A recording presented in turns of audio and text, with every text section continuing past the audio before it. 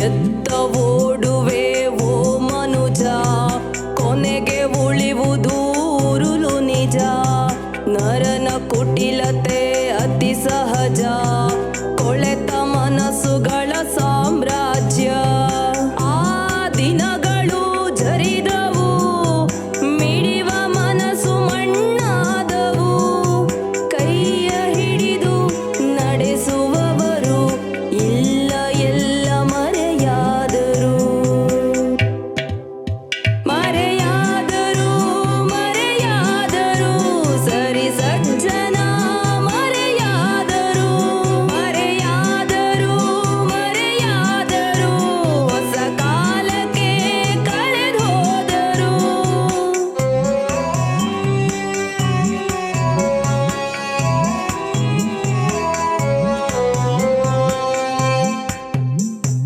ಹದ್ದಿನ ಕಣ್ಣಿಗೆ ಊರಗವೇ ಧ್ಯೇಯವು,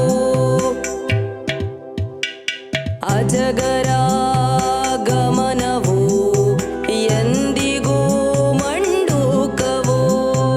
ಬಾಳೆ ಸಮರವು ಎಲ್ಲ ಕಪಟವು, ನರನ ಮನ ಮೃಗವು. ಗುರಿಯ ಸೇರುವ ಹಾದಿಗೆ ಮೆಟ್ಟಿಲು, ಹೆಣಗಳ ಸಾಲುಗಳು. ಜನರು ಪಶುಗಳಂತಾದರಲ್ಲ, ಯಾರ ಜೀವನವು ಸುಲಭವಿಲ್ಲ. ಎಲ್ಲ ಮರೀಚಿಕೆಯು ಮರೆಯಾದರು ಮರೆಯಾದರು ಸರಿ ಸಜ್ಜನ, ಮರೆಯಾದರು ಮರೆಯಾದರು ಮರೆಯಾದರು ಮಾತಾಡದೆ ಮಣ್ಣಾದರು.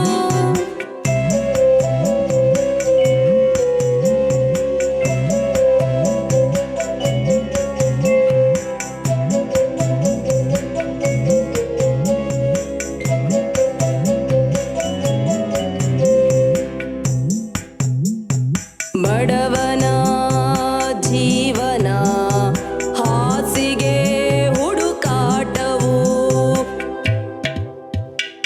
ಧನಿಕನ ಕಣ್ಣಿಗೆ ನಿದ್ದೆಯೇ ಹೋರಾಟವು. ಯುಗವೇ ಕ್ರೌರ್ಯವು, ಜಗವೇ ನರಕವು, ಎಲ್ಲೆಡೆ ಸ್ವಾರ್ಥಿಗಳು. ಬಡತನ ಸಿರಿತನ ಎಲ್ಲರ ತನುಮನ ತುಂಬಿದೆ ಆಮಿಷವು. ಹಿಂದೆ ಇದ್ದವರು ಇಂದು ಇಲ್ಲ, ಯಾರ ನಂಬುವುದು ತಿಳಿದೇ ಇಲ್ಲ.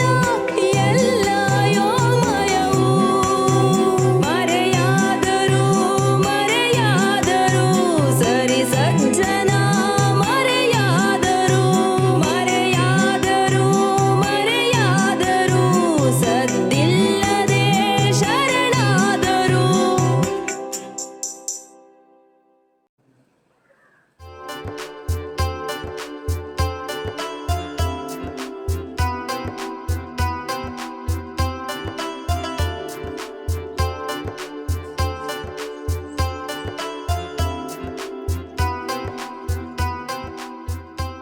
ಯಜಮಾನ್ರೆ, ಇನ್ ಶೇಷಾಚಲ ಅವ್ರ ಮನೆಗೆ ಹೇಗೆ ಹೋಗ್ಬೇಕು?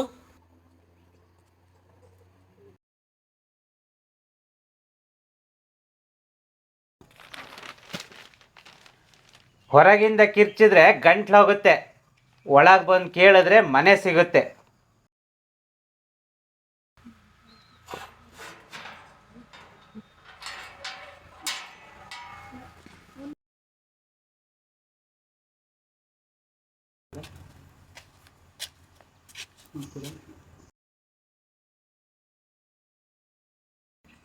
ಹಾ ಎದುರುಗಡೆ ಬಂದು ನಿಂತಿದ್ದು ಗೊತ್ತಾಯ್ತು.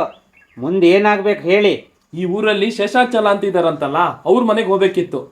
ಏನು ಶೇಷಾಚಲ ಅವ್ರ ಮನೆಗ?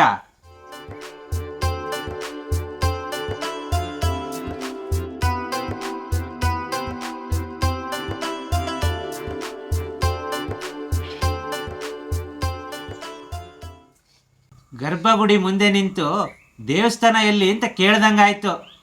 ಅಂದ್ರೆ ಏನ್ ಹೇಳ್ತಾ ಇದ್ರಿ ನೀವು? ಹುಡುಕಿದ್ರೆ 10 ಮನೆ ಸಿಗದೆ ಇರೋ ಈ ದಾಸನಕಟ್ಟೆಯಲ್ಲಿ ಇಷ್ಟು ದೊಡ್ಡ ಮನೆ ನೋಡಿದಾಗಲೇ ನಿನಗೆ ಗೊತ್ತಾಗಬೇಕಾಗಿತ್ತು.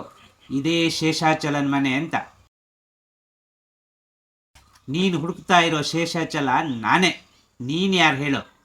ನಾನು ಪ್ರಶಾಂತ್ ಸುದರ್ಶನ್, ಬೆಂಗಳೂರಿಂದ ಬಂದವನು. ಅದೇ ಮೊನ್ನೆ ಫೋನಲ್ಲಿ ಮಾತಾಡಿದ್ದು ನಾನೇ. ಇನ್ನು ಸ್ವಲ್ಪ ದಿನ ನಿಮ್ಮ ಮನೇಲೆ ಇರೋಣ ಅಂತ ಎನ್ಕೊಂಡಿದ್ದೀನಿ ಸರ್. ನಿಮ್ಮ ಸ್ನೇಹಿತರು ನಂಜುಂಡಪ್ಪನವರ ಪರಿಚಯದ ಹುಡುಗ ನಾನು. ಓ, ಆ ಹುಡುಗನ ನೀನು? ಏನು ಮಾಡ್ಕೊಂಡಿದ್ಯಾ? ಇಲ್ಲಿಗೆ ಯಾಕೆ ಬಂದು? ಏನು ನಿನ್ನ ಕತೆ? ಈ ಊರಲ್ಲಿ ಪಾತಾಳ ಪುಷ್ಪ ಅಪರೂಪದ ಹೂ ಸಿಗುತ್ತಲ್ಲ, ಅದಕ್ಕೋಸ್ಕರ ಬಂದೆ ನಾನು. ಓ, ಪಾತಾಳ ಪುಷ್ಪನ?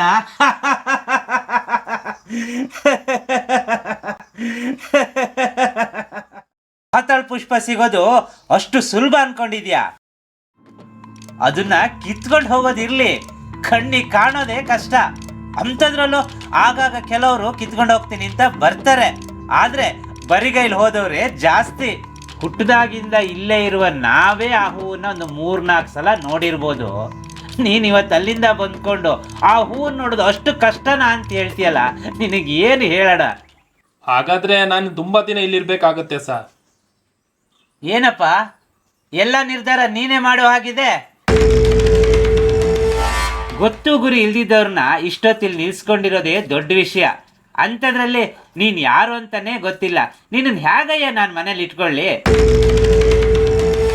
ಅದರಲ್ಲೂ ಈಗ ಹಳ್ಳಿಗಳು ಭಾಳ ಬದಲಾಗಿದ್ದಾವೆ, ಮೊದಲಿನ ಥರ ಇಲ್ಲ. ಸಾರ್ ಹಾಗೆ ಹೇಳ್ಬೇಡಿ ಸರ್. ಆ ಹೂ ಬಹಳ ಇಂಪಾರ್ಟೆಂಟ್ ಸರ್. ನಾನು ಈ ದಿನ ಅಲ್ಲ ತಿಂಗಳಾದ್ರೂ ಸರಿ ಆ ಹೂ ಹಿಡ್ಕೊಂಡು ಹೋಗ್ಲೇಬೇಕು ಸರ್. ಪ್ಲೀಸ್ ಸರ್, ಸಾರ್ ಅರ್ಥ ಮಾಡ್ಕೊಳ್ಳಿ ಸರ್, ಪ್ಲೀಸ್ ಸರ್. ಸಾರ್, ನಂಜುಂಡಪ್ಪನವ್ರಿಗೆ ಹತ್ರದವನು ಸರ್. ನನ್ನ ಬಗ್ಗೆ ಇನ್ನು ನಿಮ್ ವಿಚಾರಿಸ್ಬೇಕಂತ ಇದ್ರೆ ಅವ್ರಿಗೆ ಫೋನ್ ಮಾಡಿ ವಿಚಾರಿಸಿ ಸರ್. ಸರ್, ಇಲ್ಲಿಂದ ಮಾತ್ರ ಹೋಗು ಅಂತ ಹೇಳ್ಬೇಡಿ ಸರ್. Sir please sir. ಸುತ್ತಮುತ್ತ ಯಾವ ಲಾಡ್ಜು ಇಲ್ಲ ಸರ್. ನೀವು ಹೆಲ್ಪ್ ಮಾಡಲಿಲ್ಲ ಅಂದ್ರೆ ನಂಗೆ ತುಂಬಾ ಕಷ್ಟ ಆಗುತ್ತೆ ಸರ್. ಸಾರ್ ಚೂರು ಹೆಲ್ಪ್ ಮಾಡಿ ಸರ್. ಹೆಲ್ಪ್ ಏನೋ ಮಾಡೋಣಪ್ಪ. ನನ್ನ ಸ್ನೇಹಿತ ಹೇಳಿದ ನಾನು ಮಾತ್ರಕ್ಕೆ ಖಂಡಿತ ಹೆಲ್ಪ್ ಮಾಡ್ತೀನಿ. ಆದರೆ ಒಂದು ವಿಷಯ, ಈ ಶೇಷಾಚಲ ಪಕ್ಕ ಲೆಕ್ಕಾಚಾರದ ಮನುಷ್ಯ. ಮೊನ್ನೆ ಫೋನಲ್ಲಿ ಹೇಳಿದ್ನಲ್ಲ, ಅಷ್ಟು ನನಗೆ ಬಂದ್ಬಿಡ್ಬೇಕು ಅಷ್ಟೇ. ಹ್ಞೂ ಸರ್, ವಾರ ಕಳೆದು ಶನಿವಾರ ಬಂತು ಅಂದ್ರೆ ನಿಮ್ಮ ಕೈಲಿ ದುಡ್ಡು ಇರುತ್ತೆ ಸರ್. ಸರಿ ಸರಿ, ದೂರದಿಂದ ಬಂದಿದ್ಯಾ, ಒಳಗ್ ಬಾ, ತಿಂಡಿ ತೀರ್ಥ ಮಾಡುವಂತೆ ಬಾ.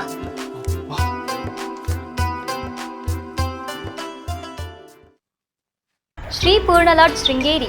ಶೃಂಗೇರಿಯ ಶಾರದಾಂಬ ಸನ್ನಿಧಿಯಿಂದ ಕೇವಲ 100 ಮೀಟರ್ ಅಂತರದಲ್ಲಿ ಸುಸಜ್ಜಿತವಾದ 3 ಮತ್ತು 4 ಬೆಡ್ಗಳಿರುವ ಎಸಿ ಹಾಗೂ ನಾನ್ ಎಸಿ ಕೊಠಡಿಗಳು ದೊರೆಯುತ್ತದೆ. ಹೆಚ್ಚಿನ ಮಾಹಿತಿಗಾಗಿ ಸಂಪರ್ಕಿಸಿ ಶ್ರೀ ಪೂರ್ಣಲಾಡ್ ಶೃಂಗೇರಿ. ಭಾರತಿ ಶಂಕರ ಲೇಔಟ್ ಶೃಂಗೇರಿ. ಶೃಂಗೇರಿಯಲ್ಲಿ ನಿಮ್ಮದೇ ಆದ ಸೂರು ಹೊಂದುವ ಕನಸಿದೆಯೇ? ಇಲ್ಲಿದೆ ನಿಮಗೊಂದು ಸುವರ್ಣಾವಕಾಶ. ಶೃಂಗೇರಿ ಶಾರದಾ ಪೀಠದಿಂದ 1 ಕಿಲೋಮೀಟರ್ ದೂರ ಹಾಗೂ ಗುರುನಿವಾಸದಿಂದ ಕೇವಲ 500 ಮೀಟರ್ ಅಂತರದಲ್ಲಿ ಸುಸಜ್ಜಿತ ರಸ್ತೆ ಸೌಲಭ್ಯ, ಕಾಂಕ್ರೀಟ್ ಒಳಚರಂಡಿ ವ್ಯವಸ್ಥೆ, ಉತ್ತಮ ನೀರಿನ ವ್ಯವಸ್ಥೆ, ವಿದ್ಯುತ್ ಸಂಪರ್ಕ ಸೇರಿದಂತೆ ಸಕಲ ಸೌಲಭ್ಯಗಳನ್ನು ಹೊಂದಿರುವ ನಿವೇಶನಗಳು ನಿಮಗೆ ಬೇಕಾದ ಅಳತೆಯಲ್ಲಿ ದೊರೆಯುತ್ತದೆ. ಹೆಚ್ಚಿನ ಮಾಹಿತಿಗಾಗಿ ಸಂಪರ್ಕಿಸಿ ಶ್ರೀ ಭಾರತಿ ಶಂಕರ ಲೇಔಟ್ ಶೃಂಗೇರಿ. ದೂರವಾಣಿ ಸಂಖ್ಯೆ 7483915794 ಹಾಗೂ 6362793285.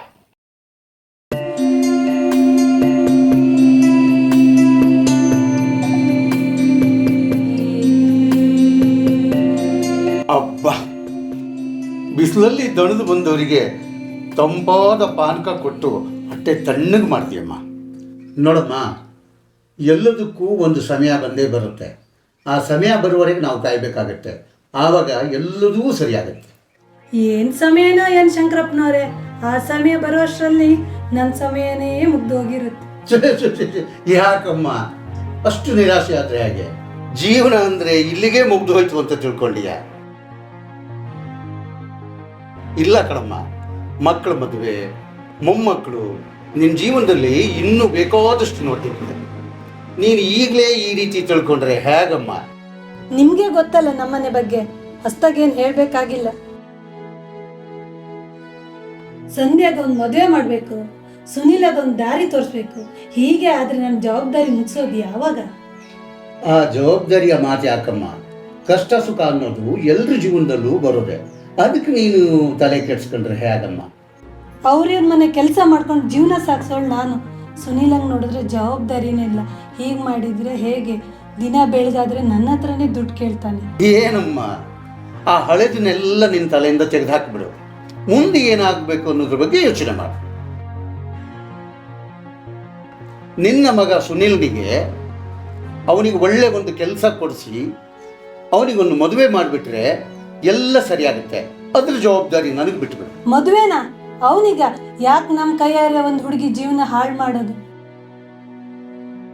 ಶಂಕರಪ್ಪನವ್ರೆ, ಮುಂದಿನ ಜೀವನ ಹೇಗೋ ಅಂತ ಅನ್ಸ್ಬಿಟ್ಟಿದೆ. ಇವರಿದ್ದಾಗ ಎಷ್ಟು ಚೆನ್ನಾಗಿರ್ತಿತ್ತು ನನ್ನ ಜೀವನ. ನೋಡು, ಆ ಹಳೆದನ್ನೆಲ್ಲ ಮತ್ತೆ ಪುನಃ ಯೋಚನೆ ಮಾಡ್ಕೊಂಡು ಯಾಕಮ್ಮ ಸುಮ್ಮನೆ ಬೇಜಾರು ಮಾಡ್ಕೊಡ್ತೀಯ? ನೀನು ನೋಡು, ಈ ರೀತಿ ಮಾಡ್ಕೊಂಡ್ರೆ ಇನ್ನು ಮುಂದೆ ನಿಮ್ಮ ಮನೆಗೆ ನಾನು ಬರೋದೇ ಇಲ್ಲ. ನನ್ನ ಪರಿಸ್ಥಿತಿ ನೋಡಿ ಊರವರೆಲ್ಲ ದೂರ ಸರಿದ್ರು. ನೀವು ಹಾಗೆ ಮಾಡ್ತಿದ್ದೀರಾ? ನೋಡಮ್ಮ ಪುಷ್ಪ, ಕಳೆದ 20 ವರ್ಷದಿಂದ ಈ ಶಂಕರಪ್ಪನಿಗೆ ಮಾಡೋದಕ್ಕಾದ್ರೂ ಏನು ಕೆಲಸ ಇದೆ ಹೇಳು? ಅವ್ರವ್ರ ಮನೆಗೆ ಹೋಗೋದು, ಸುಖ ಕಷ್ಟ ವಿಚಾರ ಮಾಡೋದು, ಆದಷ್ಟು ಉಪಕಾರನ ಮಾಡೋದು. ಒಟ್ಟಿನಲ್ಲಿ ಈ ಶಂಕರಪ್ಪನಿಗೆ ಊರಿನವರೆಲ್ಲರೂ ಸುಖವಾಗಿದ್ರೇ ಸಾಕು ಕಣಮ್ಮ. ಅಷ್ಟೇ ನನಗೆ ಸಾಕು. ನೋಡಮ್ಮ ಪುಷ್ಪ, ಈ ಶಂಕರಪ್ಪ ಯಾರನ್ನೂ ದೂರ ಮಾಡ್ಕೊಳ್ಳೋನಲ್ಲ, ಎಲ್ಲರ ಸುಖವನ್ನೇ ಬಯಸೋನು. ಜೀವನ ಅನ್ನೋದು ಸಮುದ್ರ ಇದ್ದ ಹಾಗೆ. ಅಲ್ಲಿ ಸಮಸ್ಯೆ ಅನ್ನುವ ತಿಮಿಂಗಲಗಳಿದಾವಂತೇಳಿ ನಾವು ಈಜುದಿಂದ ಬಿಡುಕಾಗುತ್ತೇನಮ್ಮ. ಏನೇ ಬಂದರೂ ಈತ ಮುಂದೆ ಹೋಗ್ತಾನೇ ಇರಬೇಕು. ನೋಡಮ್ಮ, ನಿನ್ನ ಜೀವನದಲ್ಲೂ ಸಮಸ್ಯೆಗಳೆಲ್ಲ ದೂರವಾಗಿ ಒಳ್ಳೆ ಸಮಯ ಬಂದೇ ಬರುತ್ತೆ. ಯಾವುದಕ್ಕೂ ಹೆದರಬಾರ್ದು, ಮುಂದಕ್ಕೆ ಹೋಗ್ತಾ ಇರಬೇಕು.